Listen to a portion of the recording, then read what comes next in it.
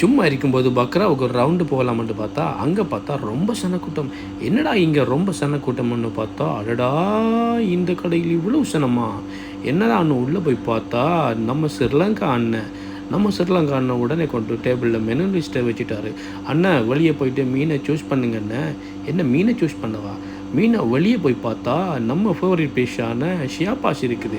அப்போ சொன்னேன், அண்ணா அப்போ ஷியாபாஸை ஒரு பாபிக்கு போட்டு கொடுங்க அண்ணன், எண்ணெயில் போட்டு. அதே மாதிரி அண்ணன் ஓகே ஒரு 5 மினிட்ஸ் பேசிக்கிட்டுறீங்க, இந்தாங்க வெஜ்ஜி இதை சாப்பிடுங்க. பேசிகிட்டு இருக்கும்போது அண்ணன் நம்மளுக்கு கொண்டு மீன் தந்துட்டார். மீனு கூட நம்ம ஆர்டர் பண்ண பிரியாணி. அப்போ ஐயா நம்ம ஃபேவரட் பிரியாணி.